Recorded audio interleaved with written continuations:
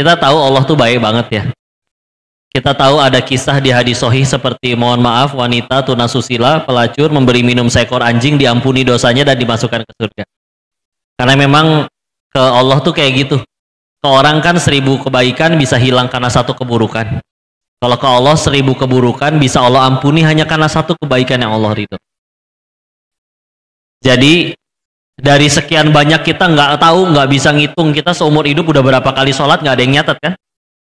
Tapi kalau ditanya jawab satu aja yang mana sholat kita yang diterima, berani jawab yang mana? Wallahu a'lam, nggak tahu. Sholat kita yang mana nggak tahu. Sholat kita yang mungkin sering lupa rakaat itu, yang sujud juga bari ngahai, ya tahu ngahai, ya nguap ya, nggak tahu kan yang mana. Tapi wisilah di situ disebutkan kalau dia sholat diterima. Nah, kenapa ini dikaitin sama Ramadan? Ramadan biasanya kita bangun sebelum subuh setelah tidur di malam hari. Meskipun niatnya mah buat makan. Tapi kalau doa ini dibaca dulu, terus sebelum makan kepalang sekalian. Atau silakan sih kalau udah lapar mau makan dulu juga nggak apa-apa. Yang penting belum waktunya subuh, ya. Terus sholat 2 rakaat, meskipun kadang masih nahan ngantuk, tapi bismillah ya Allah, aku beriman kepada apa yang disabdakan nabimu. Terimalah sholatku. Mudah-mudahan kalau itu tiap hari kita lakukan. Kadang mungkin sholat kita yang 5 waktunya kurang, udah mah kadang telat misalkan. Kalau sholat itu kadang orang sebelumnya nyari kunci gak ketemu-ketemu, giliran sholat ketemu tuh kunci di mana? Oh iya di laci. Bisa ingetnya pas sholat ya. Sehingga memperkecil peluang untuk keterima. Tapi kalau tadi dia lakuin, yuk jangan bangun sahur doang. Sholat ya, 2 rakaat tahajud istilah. Nah, ada yang berpendapat karena di situ riwayatnya disebutkan terjaga di malam hari. Terjaga tuh kan kalau diartiin bahasa Indonesia ya bangun gitu maksudnya. Berarti kalau belum tidur masih bangun termasuk nggak? Ada yang berpendapat ya termasuk. Belum tidur-tidur nih. Bingung mau ngapain, semua Netflix udah ditonton misalkan ya. Sholat misalkan, bisilah sholat ya. Walaupun memang ya dicari amalan yang paling luar biasa setelah sholat 5 waktu ya paling luar biasa tahajud kalau bicara sholat ya. Tapi yuk jangan disia-siain punten ya. Mumpung sekalian bangun sahur, coba kalau misalkan bukan bulan Ramadan kan kadang susah pengen bangun sahur juga. Kadang nggak keburu kebangunnya teh sudah azan subuh, ya paling sempatnya minum air doang. Jadi mumpung ini mah ya. Mumpung bisilah. Sisanya mau makan mah enggak. Tidur lagi asal jangan kebablasan subuhnya juga mah enggak. Ya kan? Ketika bicara kita tahu kalau puasa Nabi Daud tahu ya. Salah satu tata cara sholat yang terbaik juga ada yang nyebut ini sholatnya Nabi Daud. Jadi bukan sehari sholat sehari enggak, bukan. Kalau puasa kan iya sehari puasa sehari enggak. Tapi adalah sholatnya yang setelah Isya tidur dulu nyampe 1/3 malamnya, lalu bangun sholat tahajud, lalu tidur lagi 1/6 malamnya, lalu bangun lagi untuk sholat subuh. Susah ya. Mendingan sekalian setengah jam sebelum subuh berhenti waktu azan, itu lebih mudah ya. Tapi nggak apa-apa, itu juga tahajud. Tapi ternyata salah satu cara sholat terbaik di hadis sahih juga disebutin gitu. Tidur dulu sampai 1/3 malam, terus sholat, 1/6 malamnya tidur lagi dulu, baru bangun subuh. Cuman kalau latihan kadang kebablasan. Lah, udah 8:30 ya. Jadi subuhnya 8:30 padahal tadi tahajud. Ya. Maka ya silakan ya. Ya namanya belajar ngamalin bismillah. Di kitab Al-Hikamnya Syekh Ibnu Athaillah aja beliau menuliskan seorang ulama yang menyebutkan aku membiasakan diriku tahajud selama 20 tahun, baru aku merasakan nikmatnya tahajud. Jadi kalau misalkan kita tahajud itu masih kerasa berat banget. Ya. Sulit buat khusyuk, sulit buat bangun. Itu nyamuk gede amat ya. Masya Allah. Masya Allah. Tapi Asa berisik. Ya sok mangga lah. Biarkan dia terbang.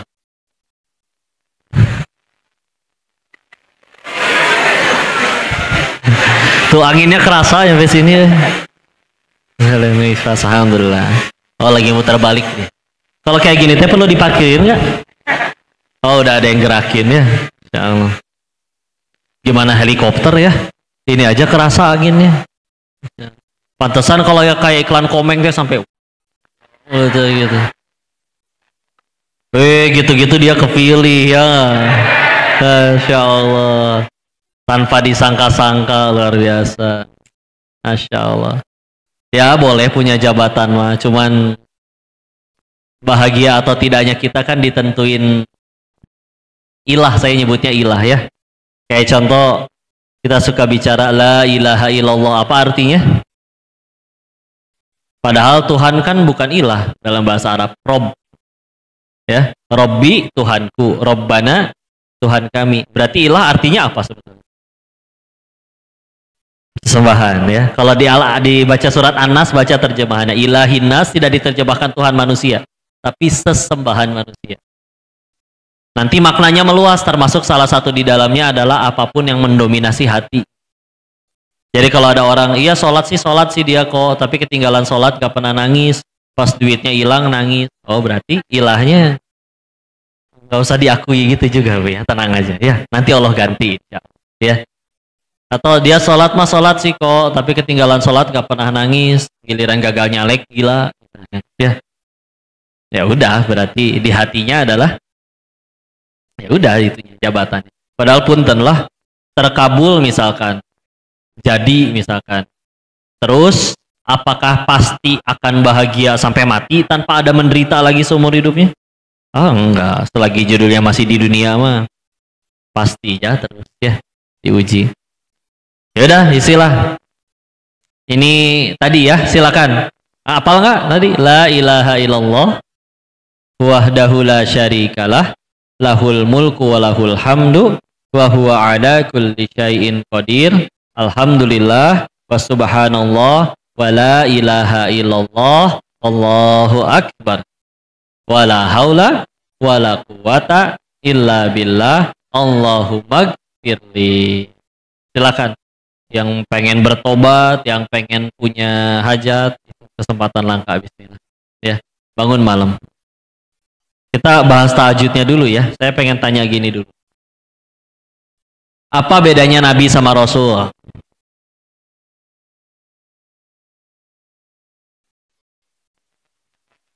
Ya, Nabi dapat wahyu dari Allah untuk dirinya. Tidak diwajibkan menyampaikan kepada umatnya. Rasul dapat wahyu dari Allah, diminta disampaikan kepada umatnya. Pertanyaan selanjutnya, waktu Iqra bismi rabbikal ladzi khalaq turun, Muhammad sallallahu alaihi wasallam jadi nabi atau rasul? Siapa yang nabi? Siapa yang rasul? Jawabannya jadi nabi. Iya. Jadi rasulnya berarti kapan kok? Karena di Iqra sampai ayat di surat Al-Alaq ayat 1 sampai 5 itu tidak ada perintah buat nyampein ke umat. Nggak lama kemudian memang turun surat 74, surat Al-Muddatsir 1 sampai 7. Ya ayyuhal muddatsir qum fa'andzir wa rabbaka fakabbir wa thiyabaka fatahhir warrujza fahjur wa la tamnun tastakbir wa li rabbika fasbir. Ayat keduanya, kum, bangkit, fa'anzir, dan berikan peringatan. Oh udah disuruh tuh ya. Ya nggak jauh temponya dari yang Al-Alaq, nggak jauh ya. Tapi ternyata sebelum diperintah menyampaikan ke umat, turun satu surat sebelumnya, surat 73. Apa? Sebelum Al-Mudatsir, Muzammil. Muzammil juga disuruh bangun. Ya ayyuhal muzammil qumil laila illa qalila nisfahu aw yanqus minhu qalila Au zid 'alaihi wa rattilil Qur'ana tartila. Kum, bangkit, min laila, dari sebagian malam, illa qalila, kecuali cuman sedikit. Disuruh bangun malam, ngapain? Iya, sholat lah. Masa ngeronda kan enggak? Ya. Kapan? Nisfahu, setengahnya. Awin kusminhu lila, atau kurangi sedikit, silakan. Ya. Kalau Quran udah ngajarin sesuatu pasti penting, yakin ya. Makanya punten ya, di Al-Quran ada nggak tata cara bikin sayur asem? Nggak ada ya. Maka punten para ahlul persayur aseman secibinong raya ya. Kalau ada yang nggak pernah bisa bikin sayur asem seumur hidup, masih bisa ke surga? Bisa. Tapi bangun tidur diatur.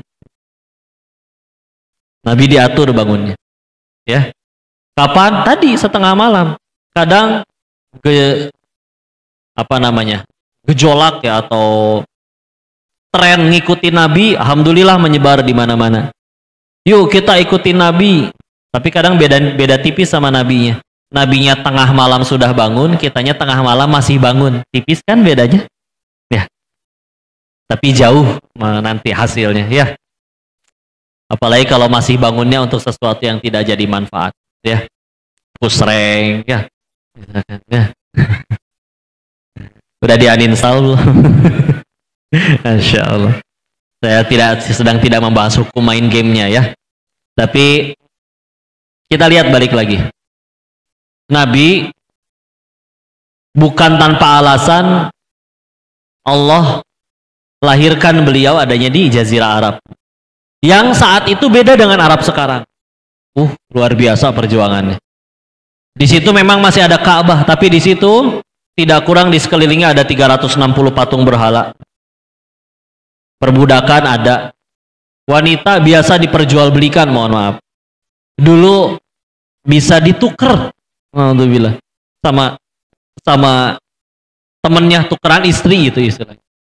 Dan sebelum An-Nisa ayat 3 turun, yang kadang suka diobrolin oleh orang-orang yang berumah tangga, nikahilah 2, 3 atau 4, tapi jika tidak sanggup maka 1 saja. Sebelum ayat itu turun, istrinya pada lebih dari 4.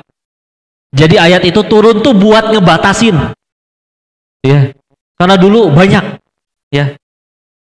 Kalau pernah ada yang baca hadis Bukhari sampai tamat, ada hadis dari Nabi menceritakan Nabi Sulaiman pernah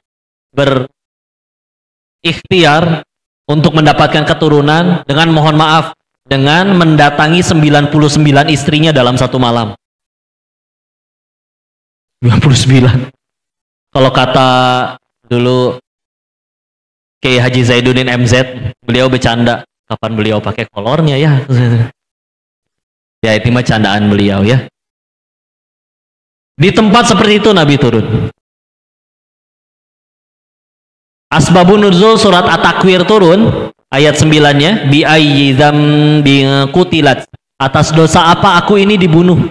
Itu bercerita, kalau dibaca tafsir Al-Azharnya Buya Hamka, beliau mengutip penjelasan dari Ibnu Abbas radhiyallahu anhu, karena di zaman itu kalau istri ngelahirin, ada yang disuruh lahirnya di kebun depan rumah. Dengan kondisi sudah ada tanah yang sudah digali, kalau keluarnya jabang bayi perempuan langsung nyemplung ke tanah yang udah digali lalu dikubur hidup-hidup. Nabi hidup di tengah orang yang melakukan kebiadaban seperti itu sebagai hal biasa. Tahu-tahu dapat PR ngajarin tauhid ke satu dunia di tempat seperti itu. Itu gimana ceritanya? Ya. Terus berarti kan perlu bantuan dari Allah. Saya tuh harus ngapain? Apalagi pertama kali nyampein bahwa beliau adalah Rasul, yang percaya cuma 4 orang. Istrinya, sahabatnya yang 2 tahun lebih muda, sama anak kecil 2 orang. Ya, 4 orang. PR-nya ngajarin tauhid ke satu dunia. Umur waktu itu udah 40.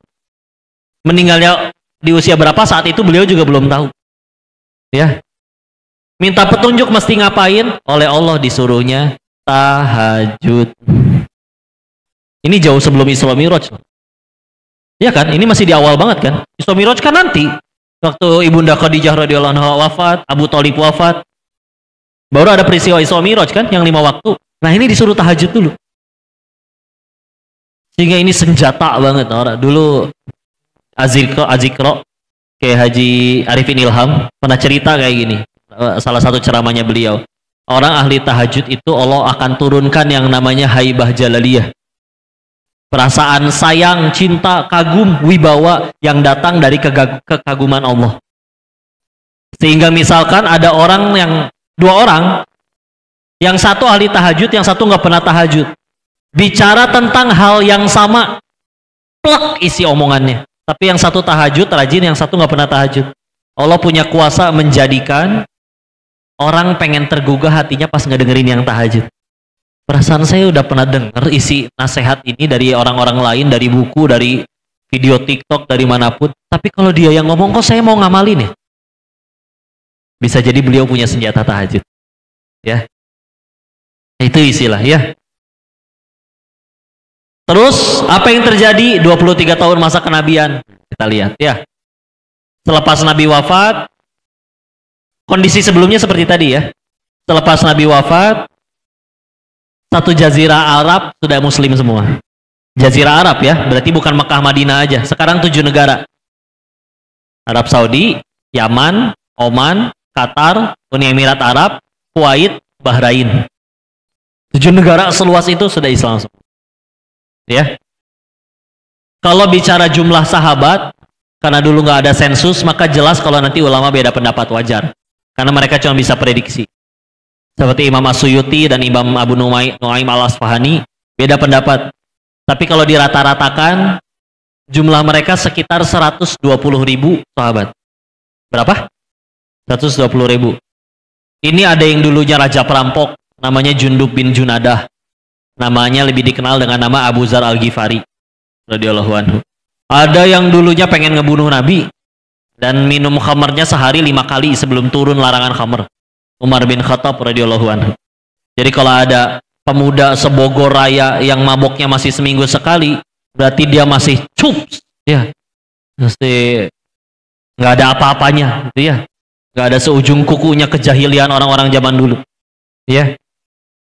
Tapi lihat setelah berislam seperti itu, 120.000 ya, sehingga buku tentang Nabi kan banyak ya. Salah satunya ada kitab nama kitabnya Ar-Rasul Al-Mu'alim. Menceritakan Rasul dari sudut pandang beliau sebagai guru pengajar. Ya. Sang musonif penulis di kitab itu sampai mendeklarasikan kalau Nabi nggak punya mukjizat apapun, bahkan kalau Al-Quran nggak turun kepada beliau, jumlah 120.000 sahabat ini tetap sanggup menobatkan beliau sebagai Nabi yang paling hebat. Karena 120.000 orang ini bukan jenis orang yang nanti pindah tempat mereka terpengaruh, tapi satu orang bisa ngislamin satu negeri lagi. Ya, orang-orang luar biasa. Sehingga selepas Nabi wafat, Islam berjaya sampai 13 abad setengah ke depannya. Masa kan jelas terbagi 5 kata Nabi ya. Masa kenabian, terus Khulafai Rasyidin hanya 30 tahun. Lalu Mulkan Alon, kerajaan yang menggigit, berakhir 1924 Turki Utsmani. 13 abad setengah tuh. Lalu sekarang keempat Mulkan Jabariyat, ya, kerajaan yang memaksa, ya, di mana kezaliman merajalela. Nanti terakhir balik lagi Khilafah Alamin Haj Nubuwah. Kembali dipimpin sebagaimana cara Nabi memimpin dulu. Nanti ada tokoh-tokohnya, Imam Mahdi ya. Tapi ya wallahu alam kapan. Ya. Wallahu alam. Nah, 120.000 tadi ya, yang membuat ya udah Islam berjaya. Negeri lain dibuka jadi negeri Islam, mereka minta ahli apapun, Madinah punya. Nggak cuman tolong kirim ahli Quran buat ngajarin. Dan tahu tidak kita, kalau ada negeri baru dibuka jadi negeri Islam ya, di zamannya Umar bin Khattab radhiyallahu anhu, minimal beliau bakal ngirimin 3 orang. 3 orang. Siapa saja? 1 untuk jadi gubernurnya. 2 untuk jadi qadi, jadi hakim di situ. Ya. Yang ketiga untuk jadi imam masjid. Jadi memang di zaman itu nggak sembarangan siapapun jadi imam ya. Ditentui, diutus dari ibu kota. Umar yang pilih. Ya. Nah ini mah nambah pengetahuan kita aja ya. Jadi gitu, karena kalau tidak ya harus punya standarisasi ya, karena kalau enggak takutnya tidak terjaga untuk kekhusyuan dan kesahan sholatnya. Tapi balik lagi ya. Dari hanya 23 tahun puntenlah nanti kalian punya anak satu-satunya misalkan dididik selama 23 tahun, yakin dia bakal jadi soleh? Wallahu alam. Nah kalau balik lagi kan, ini gimana cara Nabi ngedidik selama 23 tahun menghasilkan orang-orang seperti itu? Nggak berubah, pegangannya masih ada. Al-Quran yang diajarin ya. Memang ditambah dengan sunnah-sunnahnya beliau. Sampai Imam Malik bin Anas, gurunya Imam Syafi'i rahimahullah, menyebutkan nasihat yang kalau kita terjemahin kayak gini. Siapapun, kapanpun, dimanapun, mustahil mengubah generasi jadi baik. Gak usah ngimpi kalian, gak usah ngadi-ngadi. Kecuali dengan satu cara. Caranya seperti apa? Menggunakan cara sebaik-baik manusia, mendidik sebaik-baik generasi. Siapa sebaik-baik manusianya? Rasul. Siapa generasi terbaik? Yang dibimbing Rasul, dibimbing langsung oleh Rasul. Ya. Ini kadang, ayo harus berapa kali lagi kita mulai untuk, ini momennya Ramadan, untuk kita benar-benar balik lagi, ya. Karena kadang kalau nggak kita tebang pilih, oke deh, nggak makan babi mah nurut. Tapi yang Al-Baqarah 275 nih, kalau saya nggak ngambil cicilan motor, saya nggak punya motor nih. Mulai. Jangan tebang pilih, nurut bismillah. Karena di dalam ketaatan kepada syariat ada berkah. Kalau tidak ada berkah, repot. Izin contoh ya. Sekarang dengan duit 1.500.000 perak, kalian bisa bawa pulang mobil. Dengan cara apa? Leasing, riba, kredit. Ya. Dan akan sulit kalau pengen nyari seorang dermawan kaya yang pengen ngutangin kita tanpa riba. Yang mau siapa? Ya lembaga keuangan. Bank pun kadang sampai pernah ada orang nyeletuk kayak gini. Ah, saudara mah nggak bisa diandelin. Satu-satu yang bisa nyelamatin kalau kita lagi ada masalah duit cuman bank. Nah, itu bilang. Kok bank? Ya dia mau minjemin kita duit. Punten, coba saya tanya. Coba datang ke bank, bilangnya kayak gini. Pak Bang, pinjam duit dah 10 jutaan tanpa bunga, nyicilnya seumur hidup. Dibere moal. Asli. Kenapa dia mau ngutangin? Ya dibungain soalnya. Ya. Jadi zaman sekarang katanya, kok zaman canggih kok sekarang. 1.500.000 bisa bawa pulang mobil. Oke. Tapi yuk jujur. Zaman sekarang sama zaman para sahabat, lebih bagus mana kualitas manusianya? Apa?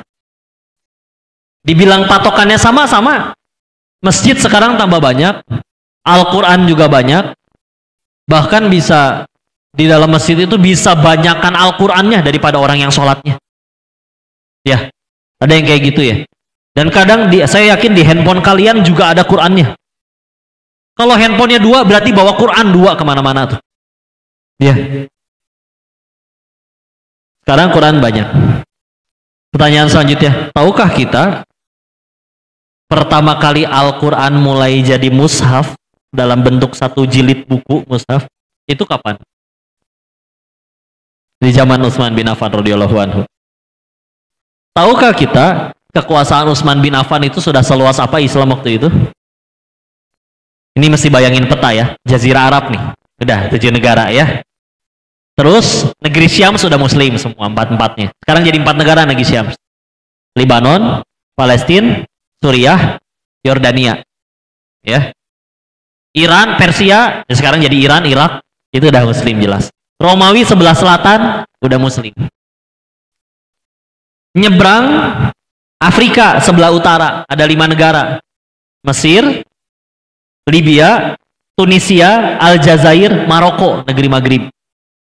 5 negara, ya, udah Muslim semuanya. Luas tidak? Luas. Tahukah kita di zamannya beliau, iya Al-Quran betul sudah jadi mushaf. Tapi tahukah kita berapa jumlah mushaf yang sudah ada di zaman itu? 5. seantero negeri seluas itu, Al-Quran baru ada 5. Dan tentu mereka nggak pegang handphone Android yang ada Al-Qurannya. Ya. Yuk kita balikin lagi. Kok mereka jadi orang hebat padahal nggak pegang Quran masing-masing? Ya. Salah satu jawabannya, ya mereka memang sering bertilawah. Tapi ya itulah kata tilawah kan. Kalau dijadikan perintah kan fi'il amr jadi utlu. Sedangkan kalau misalkan perintah baca di ayat yang pertama turun, iqra. Apa bedanya iqra sama utlu? Sama-sama baca. Tapi kalau tilawah itu baca dan sudah hafal. Kalau iqra ini ada tulisannya, kita tinggal baca, hafal belum? Ya. Kok sekarang kan juga banyak penghafal? Iya betul. Tapi kalau sekarang yang penting hafal dulu, artinya belakangan apalagi ngamalin. Ya.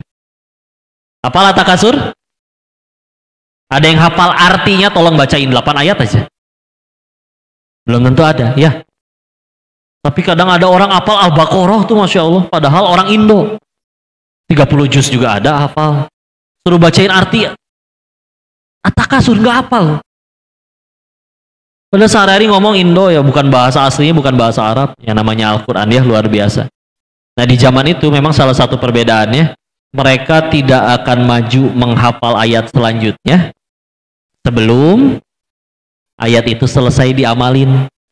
Jadi nancep, bener-bener teh. Ya, ngasilin orang-orang hebat. Ibnu Abbas radhiyallahu anhu dari tadi disebut-sebut. Kenal nabinya umur 8 sampai umur 12 atau 13. Berarti kan itu umur kelas 2 sampai kelas 6 SD. Tapi selepas Nabi wafat jadi manusia yang paling ngerti Al-Qur'an. Umur 15-nya diminta oleh Sayyidina Umar untuk jadi penasehatnya. Zaman sekarang mah jadi menteri umur 15. Ya, ketemu Nabi cuma 4 tahun. Itu juga nggak mungkin tiap hari. Ya. Cuman ya Masya Allah ya. Ini pecutan bagi kita untuk yuk beneran balik lagi. Karena kalau enggak yang hilang berkahnya. Kita bicara berkah tuh sedikit, menurut orang sedikit, tapi kalau sudah bicaranya berkah nggak akan habis-habis, cukup pasti. Kalau berkahnya yang sudah hilang, banyak juga nggak akan cukup. Contoh, ya para koruptor ya, udah banyak belum duitnya, tapi masih nyuri ya, berkahnya hilang soalnya. Ya. Nah, dari dulu kita diajarkan oleh Islam ngajarin jadi kaya boleh, tapi yang dikejar bukan nominal, tapi berkahnya. Nah, kalau misalnya sekedar nominal mah yang tidak sholat banyak yang kaya. Ya. Pengen ingetin dulu sekali lagi. Kok waktu itu ada mualaf nanya kayak gini, kenapa setelah berislam dulunya saya banyak duit, sekarang malah jadi nggak punya duit? Atau kenapa sebelum hijrah kerjaan saya lancar, uang banyak, setelah hijrah kenapa malah jadi gini? Misalkan. Bahkan mungkin di sini ada yang ngerasa seperti itu. Ya. Maka izin saya jawabnya, sebagaimana kita pengen ngukur suhu air, ngukur suhu pakai apa? Termometer. Terus ngukurnya bukannya pakai termometer, kita malah nyelupin penggaris, dapat nggak suhunya? Karena kita salah ngukurnya. Ya.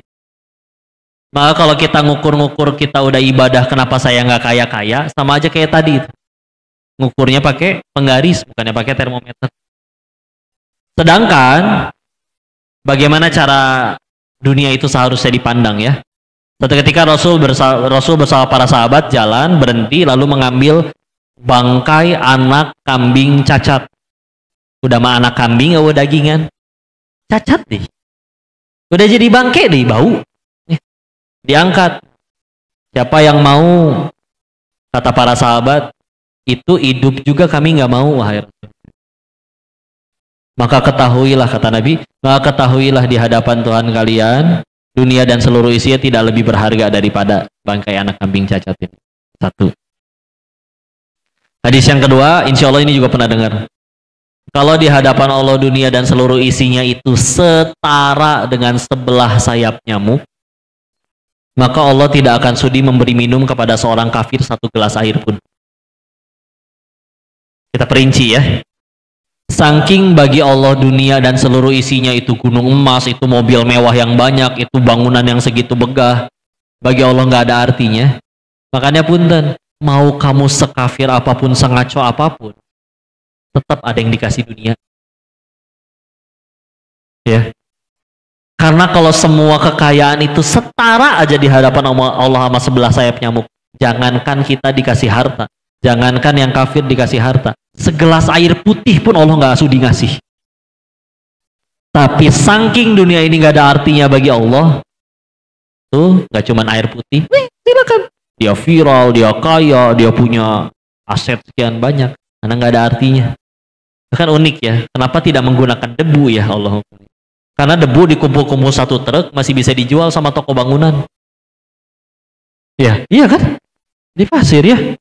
Coba sayap nyamuk dikumpulin satu truk, jadi naon? Jadi bala ya. Berantakan, Berat gini deh bayangin ya. Kalian nyapu rumah, banyak debunya dong. Dibuang ke depan rumah. Nyampe depan rumah tetangga datang. Pak, boleh saya minta nggak debunya? Kasih jangan. Enggak, weh. Kalau emang sayang, kalau emang berharga juga nggak akan saya sapuin ke depan. Justru karena nggak berharga kan, makanya dibuang. Nah, di hadapan Allah, dunia dan seluruh isinya itu kayak gitu. Makanya yang mau sengaco apapun berzina setiap hari, mau yang kayak gimana, enggak tuh silakan sana, tetap dapat jabatan, tetap dapat duit, silakan mangga.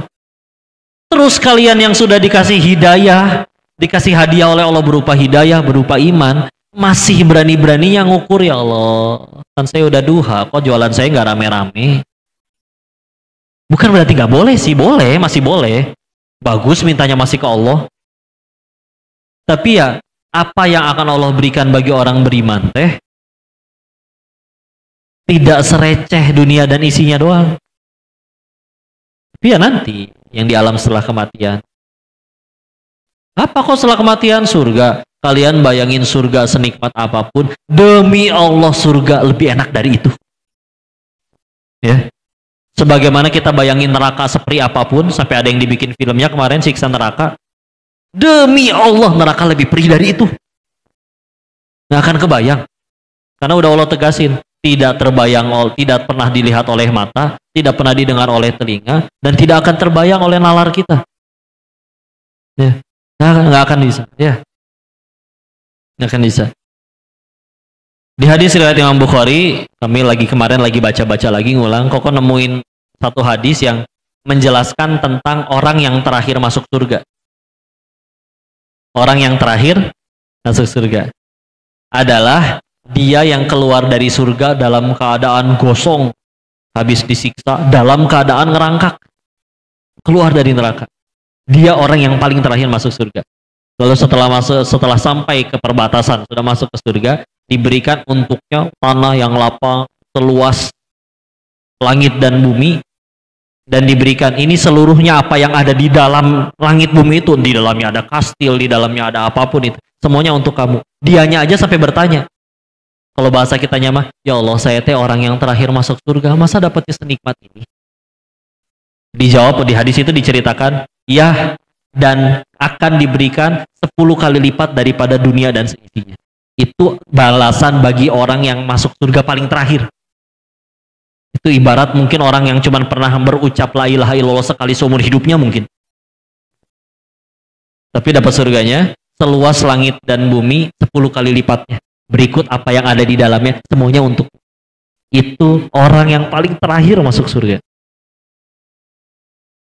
Berarti kebayang orang yang paling tinggi derajat surganya dapat nikmat apa aja ya? Nggak mau kebayang asli ya. Di hadis riwayat Imam At-Tirmizi dan Ibnu Majah, saya ingat kok, diceritakan ada orang yang seumur hidupnya bahagia, nggak pernah sakit, demam, batuk, menderita, kelaparan, miskin, nggak pernah ngerasain itu semua. Dicelupkan ke dalam neraka barang sejenak, lalu kita begitu keluar dia akan berkata, aku nggak pernah merasakan nikmat sama sekali, saking pahitnya. Dan akan ada orang yang dicelupkan di surga barang sejenak, di dunianya pahit, sakit, dicaci, dihina, diremehkan, kelaparan, dicelupkan ke surga barang sejenak, dan dia akan berkata setelahnya, aku nggak pernah merasakan kepahitan sama sekali. Jadi udahlah. Dan kabar baiknya, segala hal apapun yang bikin kita nggak enak dan kita alamin itu dunia, punten, bisa jadi jalan kita ke surga lewat itu. Ya, teman kerja yang selalu kita keluhkan julidnya, liciknya, bisa jadi itu jalan kita ke surga. Ya, punten ya. Kayak contoh kita bicara Ibunda Asiyah, istrinya Firaun. Kan beliau hidupnya zaman Nabi Musa ya. Kalau zaman Nabi Musa kan bonusnya nggak sebanyak zaman Rasulullah. Zaman Rasulullah kan banyak bonus, betul? Contoh, puasa Arafah 9 Zulhijjah. Puasanya sehari, ganjarannya 2 tahun. Ya. Dihapuskan dosa setahun ke depan, setahun ke belakang. Ya. Lalu, apalagi? Puasa Ramadan 30 hari ditambah 6 hari di bulan Syawal. Maka dianggap seperti berpuasa. Pada tahu hadisnya.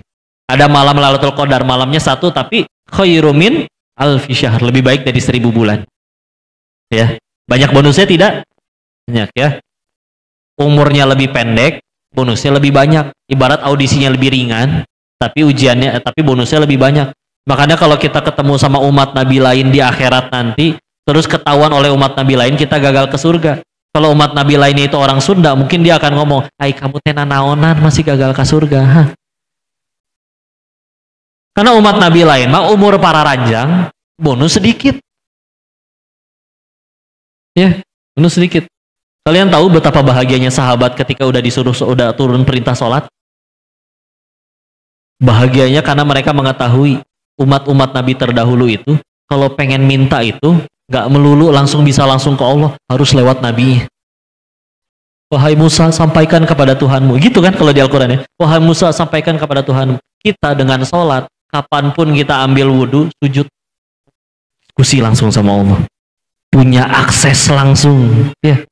Kitanya aja kali yang mungkin masih ngeremehin sholat. Masa iya masalah bisa selesai dengan nonggeng, sujud, itu kan ngeremehin. Ya. Sesedang itu mereka. Ya.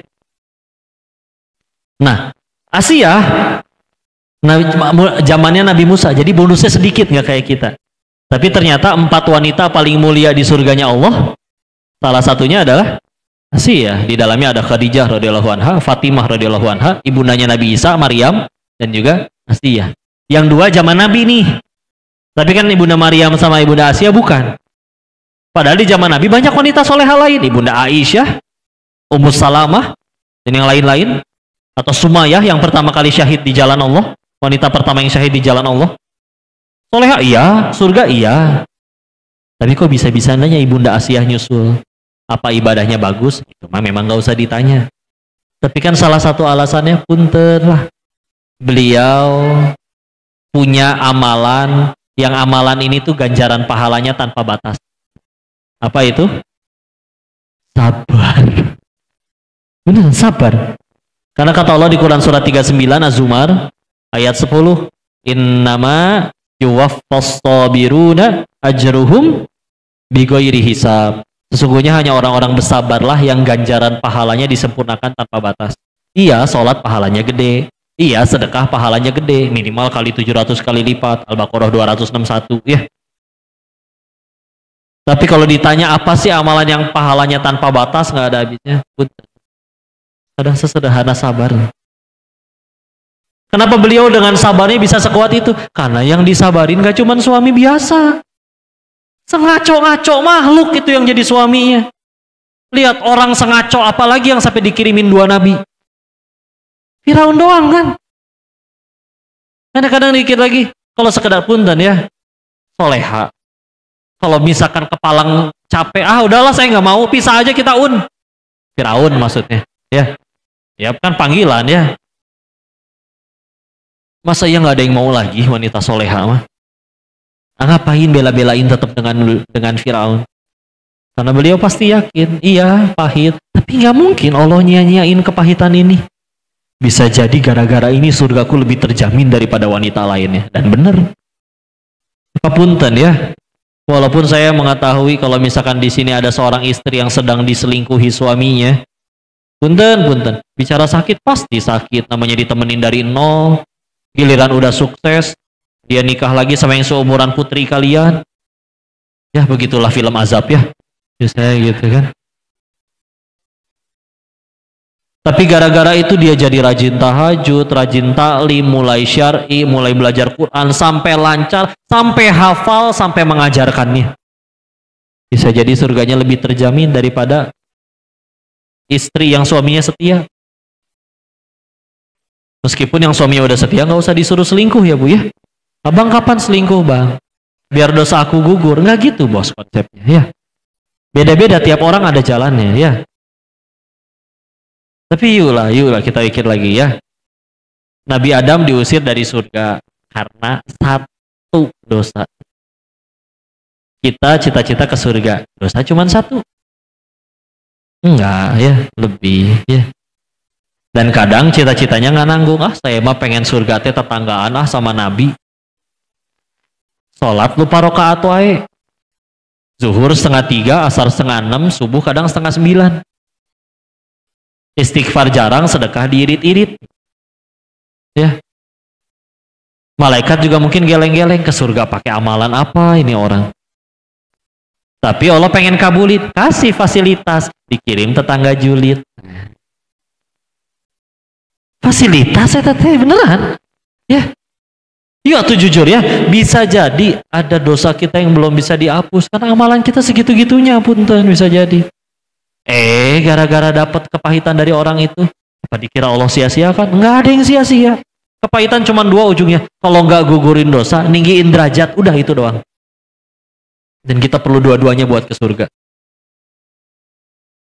Atau bisa jadi Allah pengen ngangkat derajat seseorang, tapi sama, kita bukan supaya kayak ulama-ulama luar biasa amalannya. Imam Ahmad bin Hambal sehari semalam sholatnya tidak pernah kurang dari 300 rakaat. Imam Ahmad. Baca kitab manakibnya ya, yang ditulis oleh putranya. Imam Ahmad bin Hambal itu sholatnya sehari semalam tidak kurang dari 300 rakaat. Kalau sedang sakit hanya 150 rakaat. Sakit. Ya. Hafal sekitar 1 juta hadis berikut matan dan sanadnya. Ya. Dirangkumkan dalam Musnad Imam Ahmad itu ada 40.000 hadis. Sedangkan Bukhari cuma 7.000 hadis. Ya. Tapi memang Imam Bukhari hafal 300 ribuan ya. Tapi yang dirangkum, yang dipilih best of the best of the best, core of the core, intinya inti. Terpilihlah 7.000 hadis tersebut Bukhari ya. Ya kita ibadah nggak seperti beliau, tapi pengen ke surga, sama bisa jadi amalan kurang, dikasih fasilitas ya. Ada istilah omongan orang, nggak apa-apa, capek sebentar, dunia mah gini-gini aja ya. Hinaan, cacian, sama ember jatuh sama aja lah, gitu-gitu aja ya. Kalau bentuknya kritik, nasihat, ngebangun, monggo didengerin. Tapi kalau cuma sekedar julitan, nah udahlah. Dikatain monyong, mulut kita nggak langsung mancung gitu.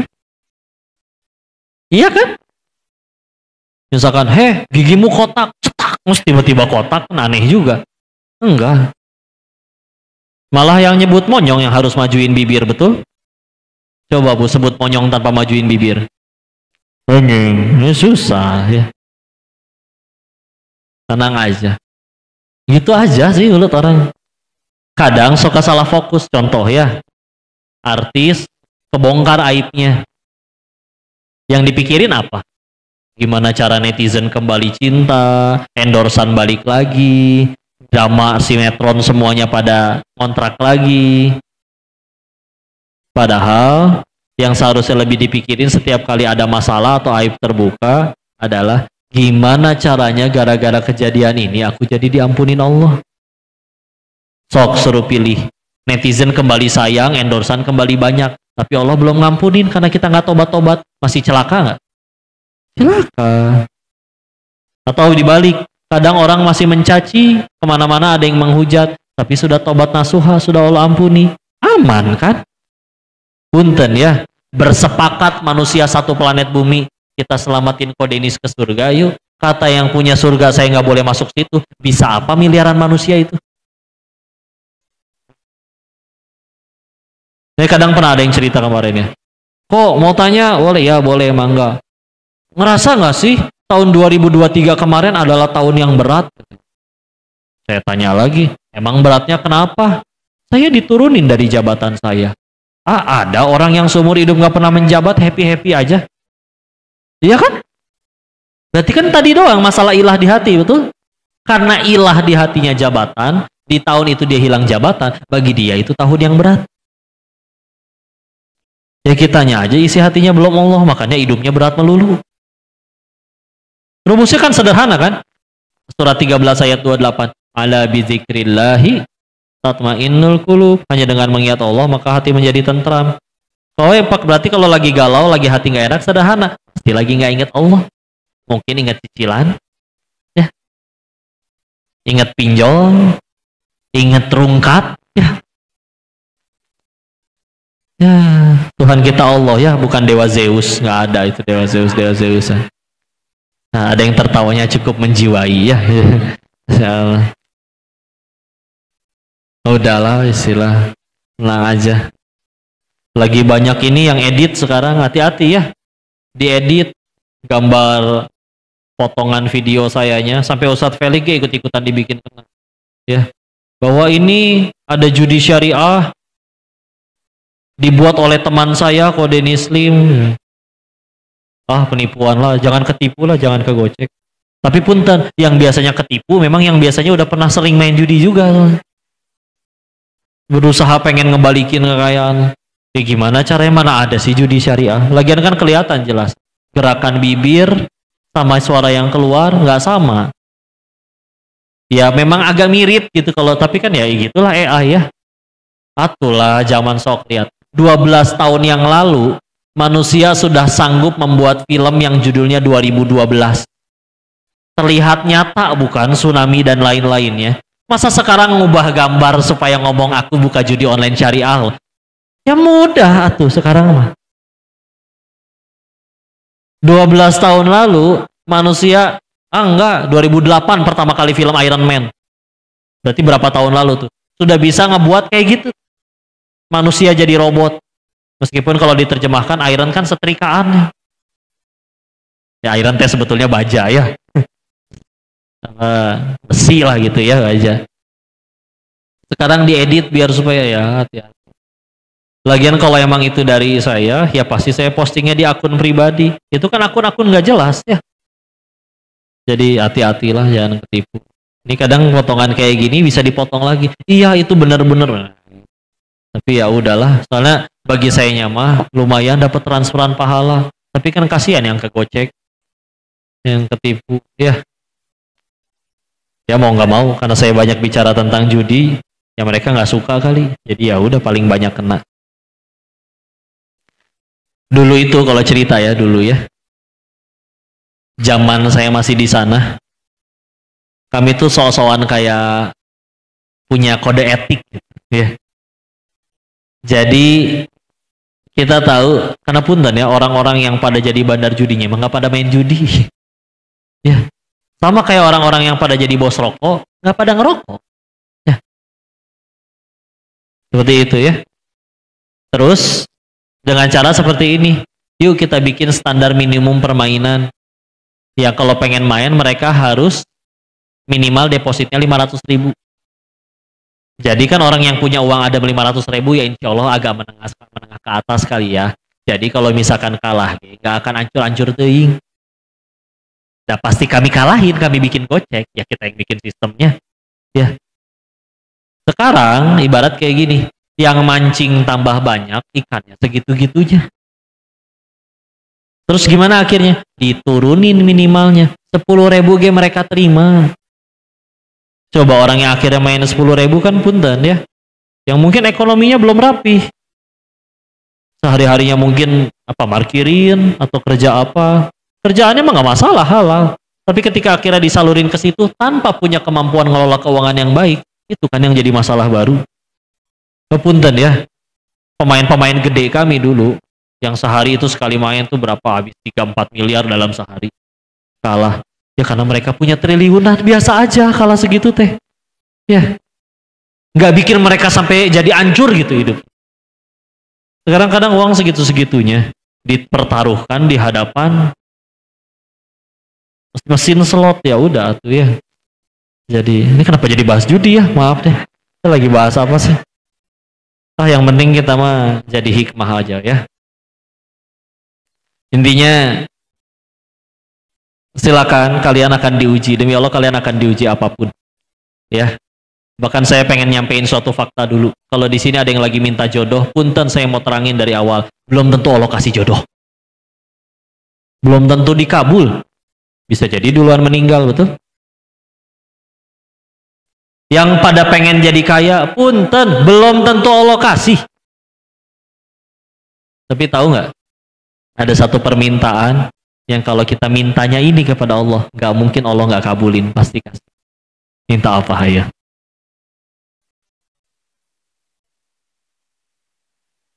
Salah satunya adalah minta hidayah. Yahdi qalbah. Petunjuk di hati.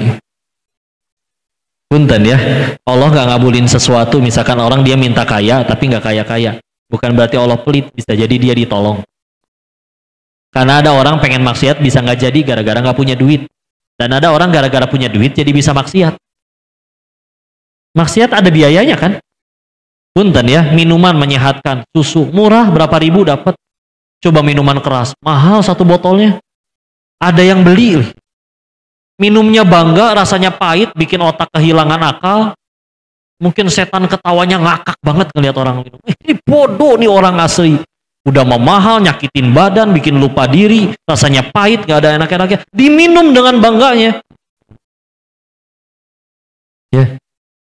Tapi kalau sudah mintanya hidayah, coba nanti kalau lagi malam kebangun, sholat tahajud, yang diminta, yang tadinya mungkin minta motor, minta naik jabatan, minta punya kerjaan, yang belum tentu dikabul tadi semuanya, karena Allah tahu mana yang harus dikabul, mana yang tidak, mana yang baik, mana yang tidak. Tapi diganti misal doanya jadi, ya Allah, hamba minta hidayah. Karena kalau sudah ini yang Allah kasih, kalian mau hidup diujinya pakai apapun, mangga, tetap bisa bahagia, tetap bisa tenang. Ya balik lagi lihat koruptor tadilah, duit udah ada, jabatan udah punya, tapi masih nyuri melulu, sederhana, belum dapat hidayahnya. Tapi kalau sudah yang Allah kasih petunjuk di hatinya, lihat atulah orang-orang soleh dahulu teh di mana diuji kayak gimana diujinya, dibuang ke sumur sama saudara kandungnya. Ada yang sekedarnya lelah dakwahin umatnya, dicaplok sama ikan paus. Kita mah kadang pernah sengaja ninggalin sholat atau bikin nangis orang tua, dicakar kucing juga enggak. Gajian lancar, badan gak sakit-sakit. Ya. Ada yang sekujur tubuh kena penyakit kusta selama 18 tahun, dan 2 waktu kena penyakit kusta, 12 anak kandungnya meninggal barengan. Ketika istrinya berkata, kamu gak minta sembuh sama Tuhanmu, sama Allah. Ibu inget gak? Dulu kita hidup sehat, punya rezeki, ladang hewan ternak beranak dan bertumbuh kembang, punya anak 12. Itu berapa lama sih? Kurang lebih 18 tahun. Kurang lebih 20 tahun. Maka aku baru sakit 18 tahun. Malu minta sembuh ke Allah. Nikmatnya masih lebih banyak soalnya. Coba punya hati kayak gitu. Ngeluh juga enggak. Karena udah Allah di hatinya udah selesai. Karena kalau kita masih bahagianya masih yang aku suka terus, yuk jawab survei sederhana ini. Apa kita semua punya keinginan? 2. Apa Allah juga punya keinginan? Punya, Allah ingin kita selamat dan bahagia. 3. Dari lahir sampai detik ini, jujur. Lebih banyak mengejar yang Allah suka atau yang kita suka? Terus sejauh ini ngejar yang kita suka terus, bahkan sebagian udah terkabul, kok masih sulit bahagia? Ya. Maka harus berapa kali patah hati dan kecewa lagi baru kita sadar bahwa ya bahagia adanya pada apa yang Allah suka, bukan yang kita suka. Kita sih ngejarnya yang kita suka terus. Padahal kata siapa yang kita suka teh baik. Kata anak-anak juga yang terbaik bagi dirinya permen, coklat, es krim. Setelah sakit gigi diambil nggak permennya? Ambil. Meskipun dia berkata, mama pelit, beli gelang emas aja bisa. Pas aku permen nggak dibeliin, aku mau minggat dari PAUD. Kan masih kecil, ya. Orang tuanya ditanya, ibu kok kaya nggak ngebeliin anaknya permen? Ibu benci ya sama anak ibu. Karena benci atau karena sayang? Sayang, ya. Udah we tenang ya. Udah lah. Sibuk itu aja. Siapin ini Ramadan. Bulan penuh ampunan. Sampai ada nasihat dari guru ya, kalau emang Allah udah benci banget sama kita, nggak pengen nerima ampunan, nggak pengen nerima tobatnya kita, Allah punya kuasa untuk bikin kita nggak nyampe Ramadan. Mati 1 hari sebelum Ramadan misalkan. Tapi kalau kisah kita pernah berbuat dosa, tapi Allah izinin masih nyampe bulan Ramadan, bismillah. Kita punya peluang besar untuk dapat ampunan tersebut. Ya. Dan mudah-mudahan semuanya sampai ke Ramadan ya. Punten lah. Ini yang lagi ngomong aja udah berapa kali maksiat seumur hidupnya. Gak mati-mati. Bukan karena diri ini udah baik, belum. Allahnya aja terlampau baik. Masih ngizinin diri ini bertobat. Dulu AA waktu di DT di Darut Tauhid, Agim pernah nanya ke seorang yang setiap tahun berangkat haji. Pak, amalannya apa Pak tiap tahun bisa berangkat haji? Rajin duha ya? Dijawab, enggak, jarang. Rajin tahajud mungkin? Enggak, terakhir tahajud mabit Ramadan tahun lalu. Ya. Terus apa amalannya? Apa coba jawaban beliau? Mungkin bukan amalan saya, tapi mungkin dosa saya yang terlampau banyak. Allahnya aja yang keterlaluan baiknya menyuruh si pendosa ini untuk tobat di tanah suci. Bukan karena amal saya. Allahnya aja yang terlampau baik. Ya tinggal kitanya mau nggak pakai kesempatan dari Allah ini nih. Kan mudah kan bagi Allah matiin kita kapan aja waktu lagi maksiat. Hirup keneh ini. Ya udah ya tinggal kita gunain, mudah-mudahan jadi amal. Allahu a'lam bishawab. Udah segitu dulu Apalagi habis ini teh? Foto-foto langsung. Foto-foto apa tanya jawab? Kalau udah tanya jawab nggak ada foto-foto. Di foto naon atulah. Banyak engkongko mah di BTM cari aja. Jualan handphone bisa tukar tambah lagi. Ini mah engkongkonya nggak jual. Alhamdulillah ya. Insyaallah. Ya silakan sok atulah kalau ada yang mau didiskusikan atau dikoreksi barangkali ada saya salah menyampaikan. Silakan Ustaz. Oke, baik. Bagi teman-teman barangkali ada yang mempunyai pertanyaan, silahkan 2 orang.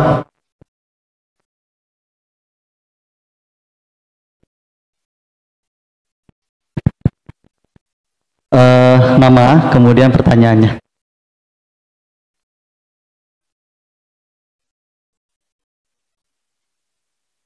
Bismillahirrahmanirrahim. Assalamualaikum warahmatullahi wabarakatuh. Perkenalkan, nama saya Raihan Sofyan Daris. Izin bertanya Ustadz, saya membaca hadis yang diriwayatkan oleh Ibnu Majah bahwa ketika di bulan suci Ramadan itu pintu neraka itu ditutup ya Ustadz. Pintu neraka ditutup. Saya belum pernah ke nerakanya sih, tapi belum tahu. Ya, dijelaskan di dalam riwayat pintu neraka ditutup dan pintu surga itu dibuka. Dan setan-setan dan jin-jin itu dibelenggu Ustadz. Tetapi Ustadz, afwan, ketika di bulan suci Ramadan masih ada saja yang berbuat maksiat. Apakah perbuatan maksiat tersebut itu dikendalikan oleh setan, sedangkan setannya dibelenggu gitu Ustaz? Atau dikendalikan oleh hawa nafsu sendiri? Mohon penjelasannya Ustaz. Kurang lebihnya mohon maaf. Assalamualaikum warahmatullahi wabarakatuh. Waalaikumsalam warahmatullahi wabarakatuh. Baik, bismillah. Satu-satu ya. Bisi hilap ya. Kalau udah seumur gini tuh belaga tua ya. Tapi saya udah ubanan ya. Maka gini, Allah menciptakan makhluk, ada yang dari cahaya, namanya malaikat, namanya nur. Iya, nur itu cahaya, betul. Tapi kan ada gitu malaikat nur. Masya Allah. Tahu nggak bahasa Jepangnya nur? Bahasa Jepangnya cahaya. Hikaru ya, atau hikari. Jadi kalau misalnya ada cewek Jepang namanya hikari, halus. Padahal kalau di Indonesia namanya nur ya. Iya kan cahaya kan? Iya kan nur ke cahaya kan? Cuma karena pakai bahasa Jepang kan jadi keren ya. Allah nyiptain makhluk yang dari cahaya namanya malaikat. Allah nyiptain yang dari tanah disebutnya manusia. Terus Allah nyiptain yang terbuat dari api namanya jin. Jin ada yang nurut, ada yang tidak nurut, sama kayak manusia. Ada yang takwa, ada yang tidak bertakwa. Yang tidak bertakwa, yang ngebangkang disebutnya iblis, ya. Yang ketika diminta bersujud kepada Nabi Adam alaihissalam tidak mau siapa illa iblis, kecuali iblis, ya, itu membangkang. Jadi jin juga ada yang takwa kepada Allah, ya. Terus setan teh apa kok? Setan itu kata guru kami ternyata lebih tepatnya lebih seperti sifat. Makanya ketika kita berlindung dari godaan syaiton, syaitonnya mana dulu nih? Di Anas disebutkan minal jinnati wan nas. Jadi selagi punya sifat membangkang, dia punya sifat syaiton. Jin yang membangkang disebutnya iblis, dan berarti apakah dia syaitan juga? Iya, karena sifat pembangkangnya itu. Iya, yang disebut syaitan disebut ternyata dijelaskan kalau kita baca syarah hadisnya, ya, disebutkan bahwa ternyata yang dibelenggu adalah syaitan dari golongan bangsa jin. Kalau ada yang masih ada maksiat, bisa jadi kita setannya, ya. Iya, kita tadi kan minal jinnati wan nas. Jadi setan itu bisa dari golongan jin dan manusia. Ya, kalau ada manusia yang ngajakin ngebangkang, ngajakin ya, maksiat terus ke Allah, ya dia yang jadi setan, ya punya sifat syaitan lah gitu istilahnya, kurang lebih. Walaupun juga ada penjelasan lagi yang dibelenggu istilahnya kayak yang pangkatnya tinggi-tinggi, wallahu alam ya, ini mah guru kami pernah ngasih penjelasan. Tapi kalau misalkan kenapa di Ramadan itu masih ada yang maksiat, ya salah satu penjelasan yang kami tahu karena yang dibelenggu syaitan dari golongan bangsa jin. Yang dari manusianya kan kita tidak dibelenggu, ya. Apalagi kita terbiasa ngikutin arahan dari syaitan dari golongan bangsa jin selama 11 bulan sebelumnya, kan jadi kebiasa, ya. Allahu alam. Jadi itu yang pernah dijawab oleh guru kami, mudah-mudahan bisa menjawab pertanyaan. Allahu alam bisa.